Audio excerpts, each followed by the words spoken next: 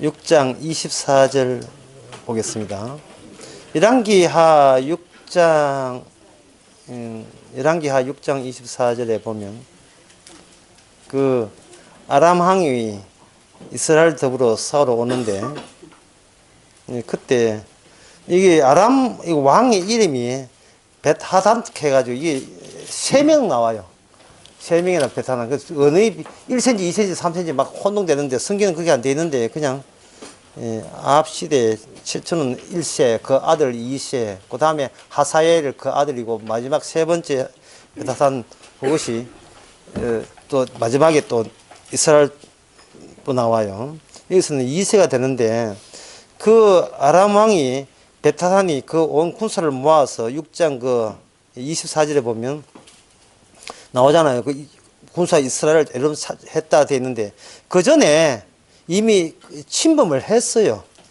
침범을 그 6, 8절에 보면 아람 왕이 이스라엘 더불어 싸울 때에 할 때 여러분들 뭘 생각하냐 하면은 왜 자꾸 이렇게 하나님께서 이게 싸우게 하시느냐 한다면 지금 우리가 공부한 그 논리를 하면 약속의 땅에 살만한 가치가 없기 때문에 그것을 계속해서 깨우치는 거예요.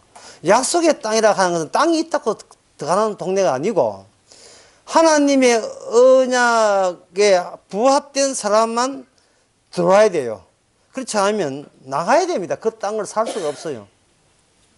지금 우리에게는 천국은 한번 들어오면 나가지도 않지만 아직 천국이 되기 전까지는 들어갔다가 나갔다가 그렇게 해서 누가 구원되느냐고 관심이 있는 것이 아니고 천국은 바로 들어갈 사람만 들어가는 이런 기준이 수립되는 그 과정을 보여주는 겁니다. 천국에 있으면 우리가 들어가면 되는 게 아니라 우리 인간들의 죄를 통해서 서서히 천국 기준이 구체화돼요. 그리고 정립이 되는 겁니다. 그래서 마지막에 천국에 정립이 되게 되면 아무도 아담에 속한 인간은 그 누구도 갈 수 없다가 확정이 되고 예수 그리스도만이 그 나라에 가서 갈 수 있습니다. 그리고 그 예수 그리스도의 역할을 했던 사람들이 거기에 들어가는 겁니다. 그 관계가 그냥 새언약 관계예요. 새언약 관계인데 여기 열왕기하 6장의 24절부터 나오는 그 이야기를 보게 되면 이 새언약 관계에서 천국을 모집하는 요 원칙이 열왕기하 6장 아람과의 전쟁 가운데 잘 나와 있어요. 여기 새언약의 천국이거든요. 천국의 백성들은 여러 번 제가 이야기합니다만 본인이 본인을 관리한다든지 본인이 이런 거 다른 것이 새 언약에 의해서 꽂아서 그저 잡아 당기는 식으로 일방적으로 이게 끌고 가요. 그래서 제가 그랬잖아요. 이거 미안해 해야 한다고요. 아무것도 한 것도 이야기할 수 없어요. 내 몰라 나 불러줘서 그럴 때 뭐 기도를 했다든지 이렇게 순수했다 했을 때 불러주는 게잖아. 아니야, 그 순수하지도 않았어. 설거지 하다가 부르면 받았고 뭐 이렇게 운전하다가 보면 그냥 불러줬어. 불러준 순간 아 이거는 더 이상 내 쪽에서 할게 전혀 보기 없다는 것이 기억한 거죠. 마치 노뱀을 쳐다볼 때 목을 10도를 각도를 45도 꺾어서 주는 게 없어요. 뭐지? 봤네?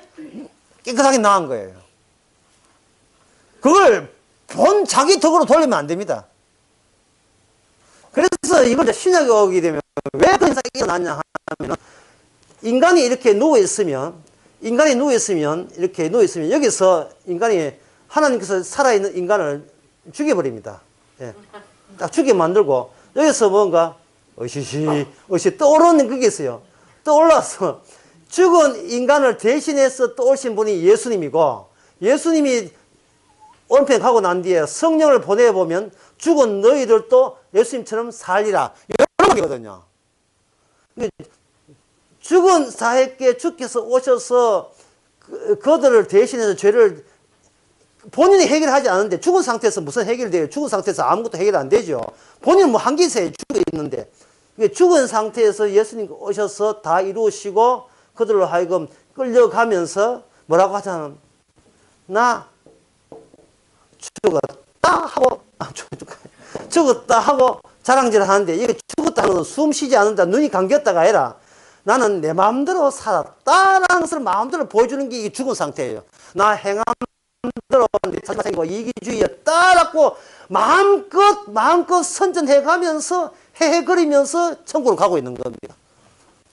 그러니까 이러한 모습, 이러한 새 언약 같은 모습은 구약에서 이야기한 옛날 언약, 구언약에서 이야기한 뭔가 요구하는 사항과 대비해보면 달라도 너무 다르죠. 구언약은 인간에게 뭔가 요구한 게 있는데 전혀 요구한 게 없어요. 요구한 게 없어요.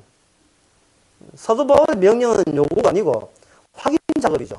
네 죄인 맞지? 맞아요. 이렇게 확인한 것이지 새삼스럽게 추가할 행위를 추가하라고 요구하지 않습니다. 아무것도 없어요. 돈도 필요 없어요. 아무것도 없어요. 정성도 필요 없고 그냥 그대로 주님 앞에 끌려 올라가는 겁니다. 그래서 그런 게 있죠. 구약에서 장기 6장에서 보여주는 겁니다. 그럼 구약식의 모습을 어떻게 하느냐 하면은 아람 왕 벳하단이 와서 군사를 모아서 예루살렘을 포위를 해버렸어요. 포위하니까 굶어 죽게 되었습니다. 이게 시작이 하나님께서 이건 하나님의 은혜를 한다면 그대로 굶겨 방식에 누가 동원하는 아람 군대가 와서 사마리아 성을 많이 포위를 해버립니다. 그래서 여기서 이제 점점 양식이 떨어져 나가겠죠. 자, 양식이 떨어져 나간다는 것이 그 물가가 나와 있어요. 뭐, 여기 25절에 보면 예루살렘으로 성경의 크기 줄여서 나귀 머리 하나에 은 80세겔이요. 합분태 4분의 1값에 은 5세겔이라고 하는데, 지금 굶어 죽는 마음에 돈 모아서 뭐 할 건데, 이 장사하는 사람도 희한하대. 쥐가 먹지. 이참에 돈 모아서 뭐 할 건데요. 돈을 모은다는 것은 항상 미래는 발전한다는 조건 하에 돈이 필요한 거예요. 자본주의라는 것은 미래의 신용을 앞당겨서 돈으로 사는 게 자본주의입니다. 만약에 돈이 필요 없다면, 폴이 없다면 자본주의는 이제 망하는 거죠. 자본주의 망하면서 모든 세상도 망하는 겁니다. 자본주의가 살아있는 한 세상은 자본주의에 의해서 계속 발달하고 신용에 의해서, 미래의 신용에 의해서 살아갈 수 있습니다. 그래서 자본주의에서 우리가 발을 뺄 마음이 안 들죠. 여기 그래서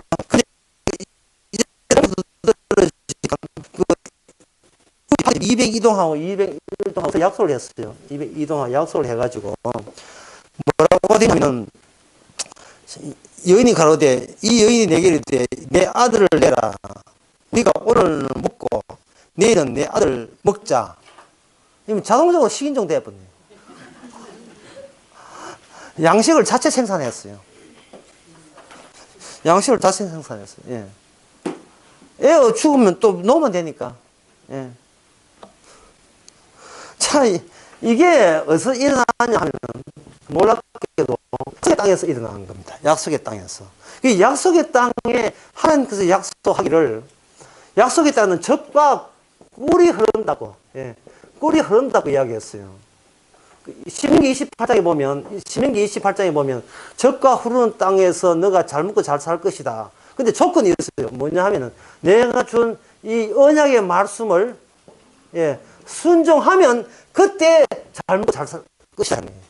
근데 사람들은 이왕 들었기 때문에, 이왕 들어온 장소이기 때문에 언약의 조건은 더 이상 여기서는 이거는 끊어내도 이왕 차지했기 때문에 뭐 어떻게 해도 먹고 살겠지라고 한 거예요.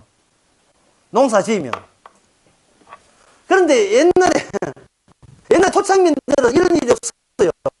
이게 약속의 삶이 들어왔기 때문에 약속의 압박감을 받아야 돼요. 그래야 약속 세상에 살아있으니까. 약속이 살아있는 게 중요하지. 네가 굶어 죽는 건 중요하지 않아요. 우리가 굶어 죽는 거. 그래서 하나님의 약속을 이렇게 약속을 때려 약속을 실시하니까 이거 이방민족, 아랍민족이 쳐들어와서 약속도 없는 그 민족이 우리와 똑같으니까 힘으로 그냥 눌려버립니다. 포위를 해버리니까 이 굶어 죽죠. 그러면 여기서 일어나냐면 굶어 죽음이 일어나는 게 아니고 죽음이 일어나는 것이 아니고 죽음 직전에 산자들이 아직 죽기 전에 죽음에 대해서 그 공포성과 인식이 여기서 살아난 거예요. 이 죽는 것은 전혀 무섭 일이 아니에요. 죽겠다는 그게 무서운 것이지. 죽으면 전혀 무섭지 않습니다. 뭐, 죽은 사람, 그처럼 이야기 하는데. 예. 그래서 가는 잠에 죽으면 괜찮아요. 모르게 죽기 때문에. 그런데 자꾸 약을 올리면 죽인다, 죽인다. 이게 무서워요. 죽인다, 죽인다. 예. 죽음을 직면한 인간. 죽음을 직면한 인간의 이 죽음은 흔히 아는 의학적으로 숨이 끊어지는 게 아니에요. 뭔가 딴 게 있어요. 죽음에서 주는 공포의 내용이 흔히 눈 한번 질끈 감으면 하는데 그게 죽음이 아닙니다. 이 죽음은 그 이상의 공포를 유발하는 큰 게 있어요. 그걸 그들은 모릅니다. 다만 죽는다는 게 무서울 뿐이지 왜 죽음에 대해서 이렇게 무서운지를 몰라요. 좀 그러면 물어보고 됐는데 사마리아성이 포위됐는데 본인이 그래서 아람 군대가 압박했죠. 그 처음에는 누가 무서울까요? 아람 군대가 무섭죠. 예. 생존이 위협받으니까. 그렇다면 사마리아 나중에 보면 누가 무서웠냐 하면 201동 아줌마가 무서워요. 제가 또 궁금한 게 있는 게 아직도 내가 납득이 안 되는데 드라마 같은 거 보면 그 사채업자 욕 되게 하잖아요. 그게 내가 이해가 안 되는 게 사채를 지가 안 썼는데도 욕합니까? 사채 분명히 계약서 썼잖아요. 예. 1년에 30% 한다고 계약서 쓰고 돈비를 줬으면 고맙잖아요. 근데 왜 욕을 하죠? 그건 돈 받아라고 하니까 하죠. 돈 빌렸으면 갚아야지. 나 아무리 봐도 그들이 왜 사채업자가 왜 욕을 얻어먹는지 이유를 모르겠어요. 그거야 이자율이 높아서 하잖아. 그럼 이자 높다고 금내지 말고 계약할 때 5% 합시다. 미리 그렇게 주고받으면 되잖아요.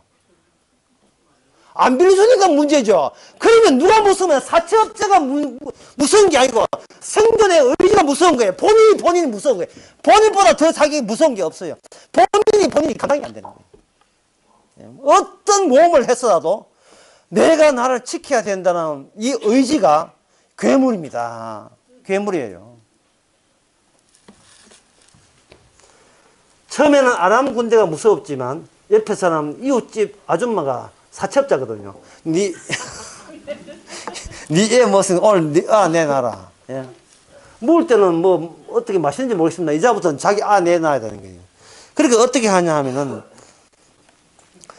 오늘날 드디어 내 아들 살을 먹었더니 이튿날 내가 이러지 너 아들 내라. 우리가 먹으리라 하나 저가 아들을 숨겼나이다. 계약 위반했습니다. 예. 이 계약이 법적으로 성립되는지 모르겠습니다만 지금 이 계약 가운데 있는 것은 알 수 없는 공포심이에요. 다시 말해서 사는 것이 가장 무서운 일이에요. 예. 무서운 일. 사는 것이 가장 무서운 일입니다. 살아있을 때는 여기 있을 때는 몰라요. 그리고 죽을 때도 몰라요. 죽으면 이거 살아가는 실체도 그 본체도 날아가 버리니까 없는데 죽임 직전에 사는 것 자체가 무서운 일입니다. 이게 하나님이 주신 창세기 3장의 이 저주예요. 예, 저주입니다. 자, 그럼 이 점을 좀 더 자세하게 이야기할게요. 예, 여기서 상대성 원리가 도움될 수밖에 없어요. 아인슈타인의 상대성 원리. 아인슈타인 상대성 원리에 보면 뭐 이렇게 특수 일반 있지만 대학들이 이야기해서 이렇습니다. 우주의 이 질량에 의해서 공민이 휘어진다. 여기 질량이 있으면 여기 따라 우주 자체가 휘어진다. 이것도 일반인들은 상당히 납득하기 곤란해요. 무슨 텅텅 비었는데 뭐 휘어질 게 뭐가 또 휘어지느냐. 이게 뭐 나무 그냥 하는데 휘어지게 되어 있어요. 휘어지는데 이게 더 상상 원리를 더 일반화시키는 건 뭐냐 하면은 중력의 궤적에 따라서 질량이 나중에 정해진다는 이게 더 심하죠. 무게가 있는데 이 자체의 무게하고 질량은 좀 다르지만 같다고 보고 이 질량 자체는 주위에 흐르고 있는 힘의 장, 필드에 의해서 결정된다는 겁니다. 이 말은 우리한테 사회학적으로 적용시키면 이 물리학인데 사회에 적용시키면 뭐냐 하면은 이게 바로 알티세르가 이야기한 거예요. 그 사회의 권력의 장, 이게 미셀 푸코가 이야기했는데 권력의 장에 의해서 주체가 형성된다는 겁니다. 주체 이전에 뭐가 있느냐? 자아가 있고, 자아는 자기밖에 모르는데, 여기서 호명을 해줄 때, 네 자리는 이 자리야! 라고 지정해 줄 때, 그때, 아, 나는 나를 이렇게 보더라도, 남들은 나를 이렇게 보면, 이 주체를, 남이 인정하는 그 권력의 장이 인정하는 그 주체를 나의 주체로, 예, 내 자아로 대체할 수밖에 없습니다. 대체할 수밖에 없어요. 이건 상대적 원리와 똑같은 겁니다. 물론 이 권력의 장을 뭐라고 하냐면 이데올로기라 해요. 이데올로기라 하는 거예요. 그런데 이데올로기가 이렇게 주체가 마음에 안 들면 뭘 바꿔야 됩니까? 이데올로기를 이거 바꾸면 되는데, 예, 이게 이 권력의 장이 이걸 바꾸면 되는데 이데올로기가 이게 뭐가 없냐 하면 이게 실체가 없어요. 왜? 네트워크 자체가 신이기 때문에. 네트워크 자체가 신이에요. 비트코인을 누가 만들었습니까? 아무도 만든 사람 없어요. 거기에 참석한 사람이 공동으로 만든 게 네트워크가 그 비트코인을 만드는 거예요. 실체가 없는데 거기에다가 투자를 해요. 뭔가요? 남의 돈 빼먹겠다. 이거는 실체가 없다가 남의 돈 빼먹겠다고 투자한 거예요. 그거는. 비트코인을 처음에는 이렇게 만들어낼 때는 암호가 단순해요. 그러나 비트코인이 점점 더 많아지게 되면 그 암호 푸는 것이 더 힘들어져서 더 많은 컴퓨터가 동원되고 전기력이 점점 더 어려워져요. 그러니까 이거는 뭐냐 하면 도박장에다가 도박장을 개설한 것과 똑같은 겁니다. 그런데 문제는 그 도박이 우리의 문명을 굴리게 만들어요. 도박 없는 것은 발전이 없어요. 북한 같은데. 발전 안 됩니다. 계속해서 바보들이 투자를 해줘야 빼먹을 놈은 빼먹고 망할 놈은 10군데 망하고 한 군데 살고. 이 사회 참 좋은 사회예요. 돈 날린 사람 10사람 날려줘야 한쪽에서는 돈을 버는 겁니다. 예. 어느 바보가 걸려드느냐. 그 바보가 걸려들 때 나는 떼부자 되는 거예요.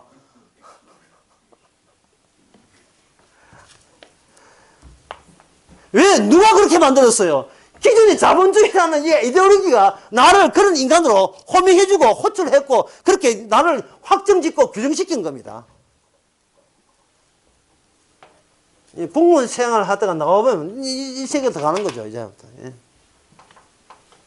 지금까지 그냥 교장 선생님 퇴직한 교장 선생님만 알려줘도 수술을 받는다 합니까? 이 바보 하나 놨다고 바보 하나. 사는 게 다 불안하기 때문에 남을 덩쳐먹고 이용할 수밖에 없고 도박을 벌일 수밖에 없습니다. 도박은 주식하는 사람만 도박이 아니에요. 투기가 아닙니다. 그냥 산속에 있는 사람도 투기예요. 투기에서 빠질 이유는 아무도 없습니다. 모든 인간은 사는 것이 힘든 이상은 누구든지 바보, 나보다 더 바보 덩치 같은 인간을 만나기를 학수고대해요.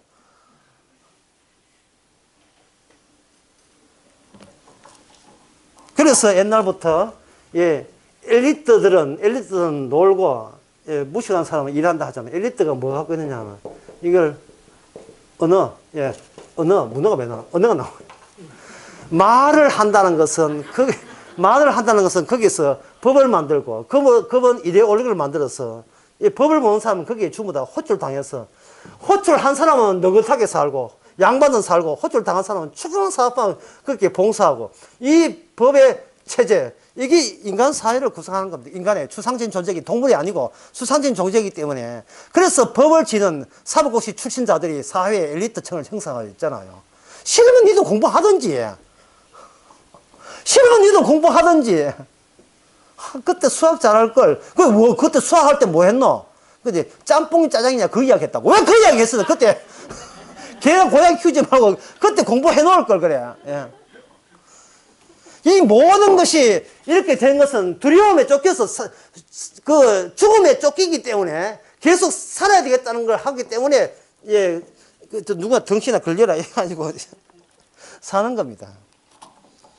자, 아람은 포위했어요. 그럼 아람은 뭐냐 하면 아람은 하나님 보낸 천사 같은 존재. 다시 악마지만 천사 같은 존재로서 그들의 실체와 그들의 본색을 완전히 드러나게 만듭니다. 자, 드러나게 만드니까 그 다음에 내용이 뭐냐 하면은 이걸 참다 못한 그러면 이 백성들은 이 한탄을, 이 서러운 한탄을 누구한테 호소하겠습니까? 요람 왕, 그 당시 왕에게 호소하겠죠. 왕이 뭐하냐, 왕이.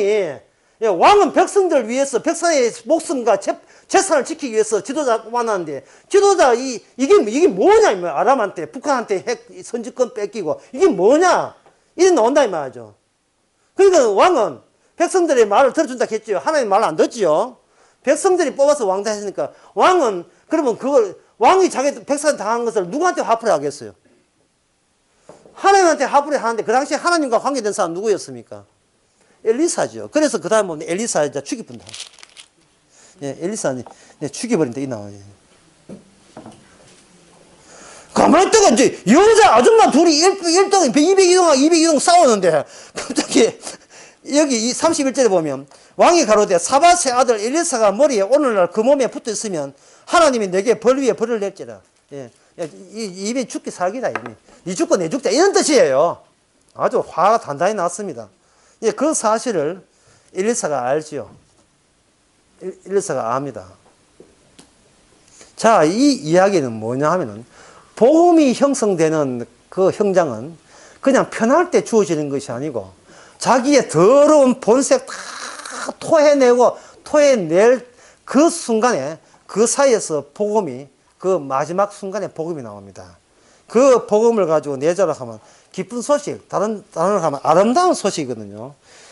예, 열왕기 하 7장 9절을 보세요.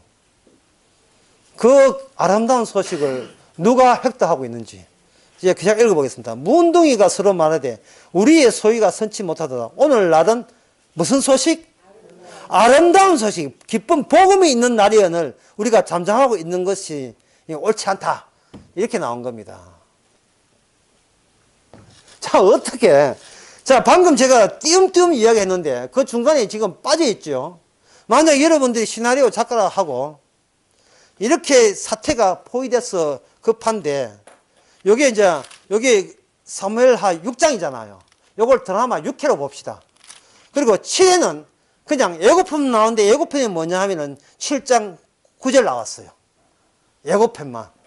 6장 끝나고 드라마 안 볼 수가 없는 거예요. 예. 뭔가 도저히 이건 해결책이 안 되는데 다음 해 보니까 좋다고 문둥병자가 서로 기쁜 소식 이야기하고 있더라 이 말이죠. 그러면 그 중에 시나리오를 어떻게 써야 됩니까? 여러분들 써보세요 이제는. 여러분들이 엘리사 니 죽인다 해서 이제 하나님 죽인다 이 말이거든요. 하나님 너도 필요 없어. 우리는 죽음에 쫓기는데 해결책 내놔. 라고 하는 분노한 민중들과 분노한 왕들에게 그 다음 회에 드라마 7회 보니까 웃고 있더란 말이죠. 이게 도대체 중간에 이야기를 어떻게 끌어가야 이게 메커니즘이, 과정이 이게 납득이 될 수 있겠습니까? 네, 여러분이 시나리오 작가를 하고, 여러분 작가는 여러분 인생 가운데서 그게 녹아져 나와야 되겠죠. 엘리사의 이 기능, 다시 이거 엘리야의 기능인데, 예, 엘리야의 하나님이니까. 엘리사의 기능을 제가 이야기했습니다. 예. 사랑보다 더 깊은 상처를 했죠. 사랑보다 더 깊은 상처. 예. 사랑인데 그것은 실제로는 어디서 출발한다? 상처를 내게 해서 상처에서 세상 사람들이 예상 못한 인간이 사랑이라 여기는 그 사랑은 사랑도 아니었고 상처 없는 데서 나온 사랑은 사랑이 아닙니다. 상처가 있는 데서 드디어 기쁜 소식 하나님의 주신 사랑이 대가 없이 나오는 거예요. 그러면 이 상처는 상처받는 자가 있어야 돼요. 상처 받는 자가 그 상처를 안고, 그게 이제 희생이죠. 그 희생을 근거로 해서 이 사랑이 그 희생에서 근거가 나와야 됩니다. 그러면 그 희생자가 있어요. 그 희생자가 어디 나오냐 하면은 7장에 보면 나옵니다. 7장 2절. 그 희생자가 여러분이 만약에 신학을 작견하면 그 희생을 요걸 누가 얻어먹었어? 엘리사가 얻어먹었으니까 그 다음에 7회 드라마에는 엘리사를 희생자로 쓰고 싶지요. 예, 상식적으로. 그러나 이 드라마 작가가 보통 작가가 아닙니다. 상식을 어긋납니다. 희생자가 누구냐 하면 2절 나옵니다. 그때 한 장관, 왕이 그 손에 의지하는 자가 하나님 사람에게 대답하여 가로되 여호와께서 하늘에 창을 내신들 어찌 이런 일이 있으리요. 엘리사가 가로되 너가 내 눈으로 보리라. 그러나 이것을 먹지는 못하리라. 예, 7회 드라마 시작됐는데도 아직도 시청자들은 헷갈립니다. 이게 무슨 말인지, 앞으로 무슨 일이 벌어질지 몰라요. 요거 열왕기하 재밌습니다. 계속 사람을 점점 더 인간의 힘으로 손 놓게 만들어요. 이게 인간의 힘으로 풀리지 않게 만듭니다. 그 현장에 우리가 있다고 생각해 보세요. 우리도 엘리사를 욕할 거예요. 이러려고 하나님 믿었나? 이렇게. 이러려고 하나님 믿었나? 엘리사는 뭐냐 하면은 죽음 직전까지 몰아세울 때는 죽은 자가 살린다는 이 복음이 실제로 이 복음을 복음되기 위해서는 거기에 걸맞는 현장성이 이렇게 하나님께서 일부러 조성해 주시는 거예요. 이런 정말 죽음에 쫓기고 참다 못 참아서 화를 내는 그런 모든 움직임들이 하나도 버릴 게 하나도 없어요. 그래서 했잖아요. 열왕기 상하는 이게 우연이 아니라고요. 이거는 필수적이고 이거 상황은 반복됩니다. 뭐라고 이야기하냐 하면은 하늘에서 창을 낸들 어떻게 이런 일이 있겠느냐. 엘리사는 네 그것을 볼 것이다. 뒷주먹은 모른다 치고 볼 것이다. 그냥 먹지는 못하리라. 요 대목 이야기하고 그 다음 이야기는 여러분들 한번 써보세요. 여러분 아니요 백락 끄집어 내보세요. 여기에 부합되는 내용을 쓸 수 있는지. 못 씁니다. 여기 추가되는 변수들이 이제 감안해야 되죠. 추가되는 변수들이 자꾸 생기거든요. 독감 예방주사 맞았는데 걸렸다. 뭘 고려 못한 거예요. 예방주사보다 더 생겨 나왔다는 변수를 고려해서 못한 거예요. 앞으로 또 변수가 또 등장합니다. 그렇게 변수가 등장하게 되면 우리는 본색이 드러나요. 살기 만만치 않다. 무섭다, 두렵다, 이렇게 해야 돼요. 제가 지난 5호 설교 때 하지만 제레미 다이아몬드라는 사람이 썼던 총균세, 아주 유명한 책인데, 이 책의 내용이 뭐냐면, 인간 문명의 모든 파멸과 멸망은 인간의 지혜가 모자라고 노력이 부족해서가 아니다. 그것은 기후 때문이다. 이 기후 때문이다. 다른 말로 하면, 이거는 인간은 자연의 힘에서 망할 때는 망해야 된다는 뜻이에요. 인간의 문명이 아무리 마찰류를 하고 해도 영하 50도 내려가게 되면 활동 못 합니다. 뉴욕, 뉴저지에 죽어도 얼어붙었어요. 왜? 인간은 기후를 못 이깁니다. 기후를 조정할 능력도 없고, 이걸 뭐야 하면 이게 변수예요, 변수. 변수입니다. 이 변수를 어떻게 감안합니까? 우리 자체가 또 하나의 변수가 되기 때문에 안 돼요. 주식의 동향도 마찬가지고 변수입니다. 인공지능 들어대니까 이쪽도 인공지능. 이제 인공지능끼리 알아서, 알파고끼리 이제 알아서 주식 투자하게. 어느 알파고가 더 센지, 그거는 알파고도 몰라요. 아직까지 미래가 안 됐기 때문에. 근데 인간이 투자한 거나, 인공지능 해가지고 주식 투자해가지고 예측하거나, 마찬가지예요, 둘 다. 둘 다 이 로봇 들고 설치니까. 로봇 없는 회사만 망하죠. 행복하지 않아요. 인공지능이 행복한 시대가 아니에요. 여기 이제 새로운 변수가 등장하는데 6절에 보면 나옵니다. 이는 주께서 아람 군대로 병거 소리와 말소리와 큰 군대의 소리를 듣게 하셨으므로 자신에서 철수했습니다. 뭔가 우리가 포위했는데 더 큰 군대가 애굽 군대죠. 애굽 왕이 돈을 주고 우리를 치렀고 포위한 그것을 또 애국 군대가 포위하고 오기 때문에 도망가야 된다. 빨리 도망가야 된다. 라고 무슨 북소에 들리든지 큰 군대 원소를 들리게 했겠죠. 성경에서 이런 소리가 나게, 연설을 하게 되면 우리는 또 가슴을 칩니다. 진작에 이야기하지, 진작에. 예? 여러분, 보지 않고 믿는 자가 믿음 아니겠습니까? 보고 믿는 것은 자기 행함의 연장이지 믿음이 아니에요. 우리의 행함을 끊어놔야 그게 믿음이다, 이 말이죠. 우리가 행함을 끊어놔야 우리가 진짜 우리의 관심사는 내 사는 데 있지, 주님한테 있지 않다는 것이 들통나게 만든다. 내가 쓰레기가 될 때 비로소 쓰레기도 구원하시는 주님의 귀한 보혈의 피가 찬양되지 없잖아요. 주님의 방법은 그 방법이에요. 궁지에 몰아넣습니다. 그거 몰아넣고 해결책이 없어요. 해결책 없는 정도가 아닙니다.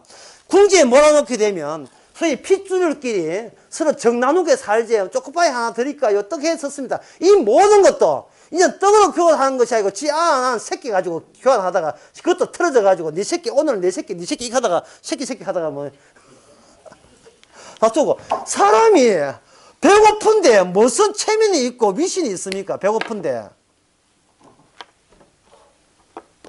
얼마나 배고팠으면 꼰장놈 새가 매다한 소리를 조영기 목사 했겠어요? 아니 맞죠? 이제 말 잘못했다. 이제 괜히 남 이야기 하다가. 뽕 잡는 것이 매다. 뭐 그런 말이에요. 예. 사람을, 그거는 몰아내야 이게 훌륭한 주의 종이다. 이 말이에요. 숫자가 증명하는 것이지. 바른 믿음 이런 건 소용없다는 겁니다. 아까 전에 지난 이야기했죠. 신앙으로 할 수 있는 것은 아무것도 없습니다. 신앙을 이용하려고 생각하지 마. 신앙은 아무것도 할 수 없습니다. 선 볼 때 신앙 이야기 하지 마세요. 뭐 성령께서 나오게 하시면 할 수 없습니다만. 예, 100번 실패합니다. 하고 은혜군요. 이래 안 나옵니다. 예. 왜냐하면 보면서 신앙 보는 게 아니에요. 돈 보고, 키 보고, 성격 보는데, 신앙은 나중에 심심하고 할 말 없을 때 신앙하는 거지. 또 키 크고 돈 있고 성격 좋으면 그럼 누가 안 하겠어요. 그래서 이 변수에 대해서 뭐냐 하면 하나님께서 변수를 추가해 줍니다. 근데 이 변수를 누가 알고 있는가? 엘리사가 알고 있어요. 여기서 이제 이 군대 한 장관이 희생자라 하는 말은 이 사실을 엘리사가 그 군대 장관한테 모든 걸 알고 있으면서 알려주지를 않아요. 왜? 그 사람을 물어보기 때문에 그 사람을 희생타로 사용해야 되기 때문에. 희생타로 사용하는 것은 공동체에서 그 공동체에서 내다 버린 거예요. 예, 그 생명을 벌거벗은 생명이라고 이야기해요. 아간베이라는 그런 철학자가 최근에 이제 얼마 전에 몇년 전에 이야기했는데 벌거벗은 생명을 해서 사회가 돌아가기 위해서는 반드시 희생자, 피해자, 탈락자, 그리고 폐업자가 발생될 때만 사회가 돌아간다는 거예요. 도태될 자는 도태돼야 이 사회가 앞으로 굴러가지. 다 같이 이렇게 같이 가자 하면 다 같이 망해요. 냉혹한 사회죠. 살아남는 것은 그렇게 보면 뭡니까? 내 대신 죽은 사람 덕분에 살아남기 때문에 부끄러워할 줄 알아야 되죠. 살아나는 것이 자랑질이 아니다 이 말입니다. 아간베이라는 사람이. 따라서 우리의 관심사는 우리들 경제 논리에 어긋나서 이게 튕기져 나가는 사람을 돌볼 때다. 이렇게 나오면 그 사람은 윤리적으로 맞는지는 모르지만 전혀 경제에 보탬이 안 됩니다. 경제에 보탬이 안 되지만 그 사람은 돌볼 사람을 탈락한 사람을 돌보자 하는 것은 논리는 맞는데 우리의 본성이 그걸 용납하지 않아요. 우리의 본성이, 사악한 본성이 용납하지 않아요. 따라서 용납하지 않으면서 그들을 돌보다 하는 것은 사악 중에 사악입니다. 즉 본성과 어긋난 위선적인 행동을 하고 있는 거예요. 사악하면 사악한 대로 살아야지. 그걸 평등이 어떻고 이렇게 균형에 맞춰서 무슨 개소리 하고 있어야지. 왜 이거는 살아야 되는데? 죽을 때는 없어 죽으면 죽는 거 빨리 죽는 게 낫잖아요. 그걸 왜 같이 얼싸안고 그다 가야 됩니까? 물에 빠졌다. 애를 살릴래, 엄마를 살릴래. 정답은 지가 살면 돼요. 그건 누가 살도 관계없어요. 둘 다 발가락이 둘 다. 뭐 엄마가 어떻고 뭐 둘 다 엉덩이 차봐. 지금 내부터 사놓고 그 다음에 여자는 똥 구하면 되거든요.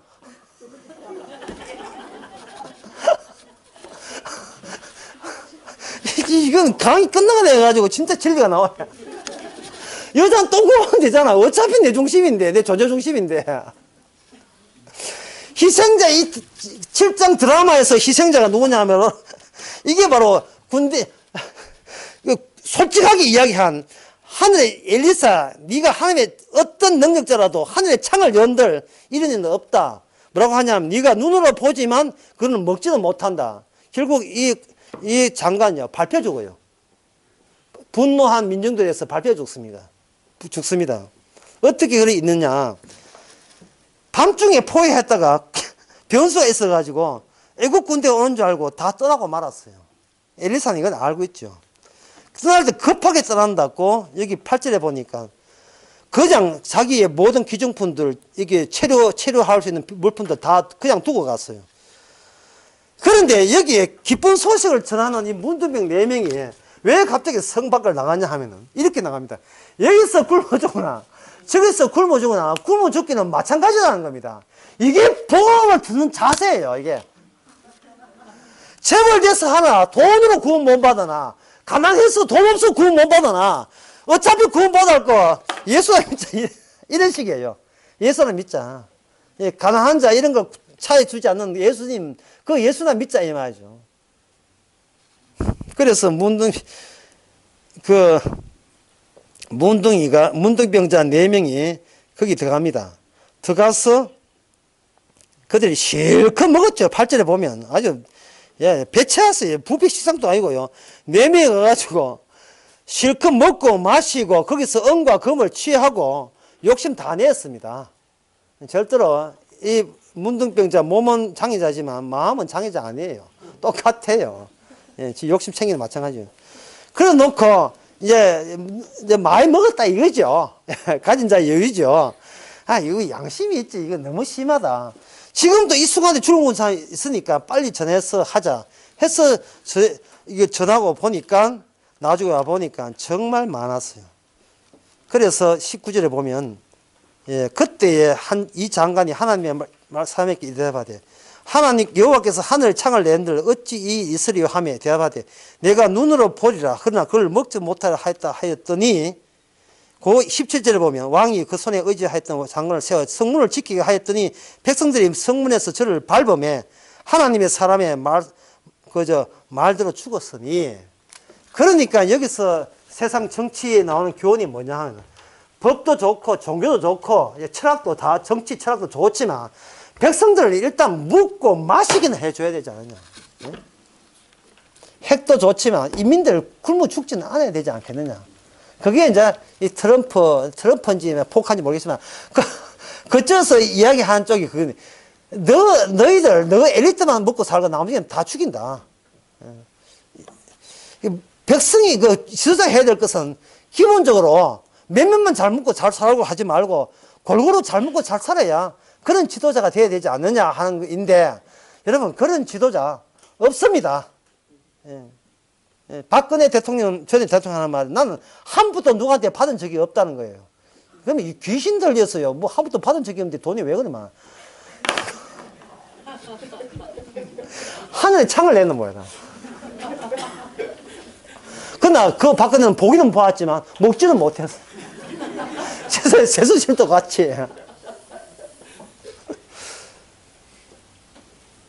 현실에서의 결국 이 이야기의 그 핵심은 이겁니다. 어느 누구도 자기 자신의 살고자 하는 욕망에서 벗어날 수 없다. 이 말은 인간의 욕망을 다스린 게 아니고 욕망이 이미 인간의 주인 노릇하고 있습니다. 그 욕망은 죽으면 안 돼. 죽으면 안 돼. 계속 부추겨서 인간은 그 명령 따라서 그 정신머리에 따라서 정신없이 수단과 방법을 가지지 않고 내한테 걸리는 바보 같은 인간에게 빼먹으면서 나만 살면 그게 진리라고 실용주의적 사고방식, 권위주의 사고방식으로 그렇게 움직일 수밖에 없어. 이 세상 자체가. 이 지옥입니다. 결국은 여기서 더 살겠다는 그 심보 자체가 더러운 심보예요. 그러면 엘리사 엘리야는 뭐냐? 떠나겠다는 거예요. 예. 예, 그냥 사도 바울도 마찬가지고. 사도 바울은 죽는 날을 학수고대했습니다. 미련 없이 떠나겠다는, 미련 없이. 그리고 사도 바울은 아주 무리한 요구를 합니다. 세상에 있는 사람도 그거 신경 쓰지 말고 떠나고, 심지어 안에 있는 사람도 안에 신경 쓰지 말고, 자식 신경 쓰지 말고, 니만 그냥 빠져나오라는 거예요. 또 이단도 아니고, 뭐, 신천지인가? 세상은 곧 끝나기 때문에. 세상 끝나기 때문에 빠져나오라는 겁니다. 그렇다고 돈 모아가지고 또 지하 벙커 사오지 말고, 그거 소용없어요. 그렇게 해서 이 기쁜 소식에 대해서 희생자, 다시 말해서 그 하늘의 장관은 그는 헛소리 하다가 이제 밟혀 죽지요. 자, 그렇게 했으면 다시 이제 원천으로 돌아갑시다. 그러면, 자, 원인 제공을, 자, 봅시다. 참, 이런 게 참 정리하기 어려운데요. 자, 북이스라엘이 있다. 북이스라엘은 지금 어디에 살고 있느냐? 이 약속의 땅에 살고 있어요. 하나님의 성전을 무시하면서 여전히 예, 자기 땅에다 우기고 있습니다. 하나님께서 누굴 보냈느냐? 아람 나라를 보내었습니다. 예, 하나님께서 보내셨어요. 그런데 아람 나라를 보내는데 여기에 누가 있느냐 하면 엘리사가 있죠. 엘리사가 있으면서 엘리사에 대해서 북이스라엘이 엘리사가 누구의 선지자냐 하면 아람 나라 선지자가 아니고 이스라엘의 선지자인 거예요. 그 이스라엘을 지켜주는 선지자라고 오해한 겁니다. 엘리사는 이스라엘을 지켜주는 것이 아니고 이 땅 주인 대신 언약의 하나님을 지키죠. 언약의 하나님. 너희를 위하라고 이 선지자 있는 것이 아니고 하나님께서 너희들을 깨우치라고 있는 선지자예요. 엘리사가. 예. 이게 미안합니다. 엘리사가 그런 거예요. 그렇다면 아람 나라가 쳐들어왔다. 그러면 여기서 만약에 일이 이렇게 돼서 이스라엘이 숨통 트이고 잘 먹고 잘 살았다면 그 혜택은 어디서 와야 됩니까? 누가 희생자가 있어야 되죠. 그러면 희생자가 누구냐 하면은 창을 여는데 어떻게 되겠느냐 하는 그 불신앙자죠. 그럼 불신앙자가 이스라엘에서 뭐로 나오냐 하면 희생자가 나왔다는 자체가 같은 불신앙자가 나왔다는 자체가 이거는 결국 무엇을 의미하냐면 이거는 밥 먹어도 이 나라는 이미 끝장났다는 거예요. 끝장났다. 예, 엘리사는 이 나라를 포기하는 겁니다. 예, 마지막으로 이 말씀하고 마치도록 하겠습니다. 예, 지난 시간인가 했는데 이게 핫도그 원칙이 상당히 중요합니다. 핫도그를 다시 한번 그려보겠습니다. 핫도그 있는데 핫도그 이것이 뭐냐 하면 이제 유다 나라라고 할 수 있고 또는 유다 또는 이스라엘을 할 수 있어요. 약속에 따라 사는 나라, 하나님 만든 이스라엘, 합쳐서 이스라엘. 여기에 꾸준히 이 나라가 개판으로 돌아가도 거의 하나님의 언약께서 살려주신다 하면서 여기에 충성되게 이 나라를 일으켜 보려고 애를 썼던 선지자가 엘리야 누굽니까? 엘리사라고 했죠. 엘리사예요. 꾸준하게 지키려고 했습니다. 그런데 이 엘리야, 엘리사 이 사람들이 죽고 난 뒤에 특징이 뭐냐면 엘리사의 후계자가 없다는 거예요. 예, 엘리사 후계자가 없어요. 많은 선지자가 있죠. 나중에 많은 이게 거짓 선지자 됩니다. 이게 없다는 말은 뭐를 의미하냐면 자체 붕괴가 일어난다는 거예요. 특히 엘리사는 이게 유다 나라가 아니고 사실은 북쪽 이스라엘 이야기지만 북쪽 이스라엘 나라의 핫도가 이렇게 된다면 이들에서 이렇게 보려고 그렇게 해도 결국은 이것이 빠져버리니까 이것이 내부적으로 이걸 살려보려고 했던 그분들이 빠져버리니까 이건 내부적으로 붕괴되는데 여기 붕괴를 도울 줄은 하나님의 언약은 이제 바깥에서 이제 공격하는 거예요. 바깥에서. 그래서 마지막 때에 호세아, 아모스 선지자가 북쪽 이스라엘을 압박을 해서 이 나라 망해버리라는 이야기를 쏟아내게 됩니다. 제가 왜 이야기하냐면은 성경에 아모스 호세아 나왔을 때 막 그들이 뭐 언약을 하고 뭐 사회적으로 약절을 학대하고 지금 그런 차원으로 이야기하는 것이 아니에요. 구체적인 이렇게 될 실체 자체를 완전히 실제 자체를 없애버리는 겁니다. 다시 이 땅에 하나님의 나라 자체가 없어져야 마땅하다는 거예요. 나라 자체가 있다는 것이 이게 성도한테는 어울리지 않는다를 호소하는 것이 바로 호세 아모스입니다. 호세 아모스예요. 이 땅에서, 눈에 보이는 이 땅에서 괜찮은 교회, 괜찮은 나라 찾을 생각하지 말라는 겁니다. 그런 것은 언제나 하냐 하면은, 이는 엘리야, 엘리사 때까지는, 아직까지는 그게 있었는데, 이게 빠지고 난 뒤에는 이렇게 뭉개져 버려야 돼요. 유다도 마찬가지입니다. 그러면 이 빠진 자리에서 이렇게 보려고 하지만, 여기 있던 선지자는 안 들어가요. 이제는 유다가 이사 다 망해버리니까, 누가 이걸 대신하느냐. 이게 내일 마지막 시간에 할 건데, 히스기야와 여기에 요시야가 여기 들어간다고 제가 강의할 때 이야기했죠. 들어갔는데, 이 사람들은 선지자가 아니에요. 왕입니다. 왕이 건전할 때만 국가는 연속된다는 원칙을 고수하면서 그 고집스럽게 이 국가를 살리기 위해서, 백성을 살리기 위해서 계속해서 노력하고 기도합니다. 그러나 역부족이에요. 예. 이 붕괴됩니다. 유다 붕괴되고 이스라엘 붕괴되고 이스라엘 붕괴되고 모든 것은 깔끔하게 끝납니다. 나머지는 태산, 하늘에 돌이 날아와서 뭘 할 때 이 세상이 넘어뜨리는 그 순간에만 등장하는 나라, 그 나라가 하나님의 나라입니다. 따라서 하늘나라에 있는 사람들은 이 나라 대한민국이 왜 망해야 마땅한 나라인가를, 그것을 증거하는 그것이 성도로서의 마땅히 할 일입니다. 예. 그거는 어떻게 해요? 정말 하기 쉬워요. 예. 왜냐하면 남 몸 떼는 걸 즐기기 때문에. 우리는 본색이 지 안 되면 같이 망하기를 원합니다. 아주 수월한 거예요. 에이, 나도 안 되는 거 같이 망하자. 예. 그 마음은 고수해 주시기 바랍니다. 이거 마치겠습니다.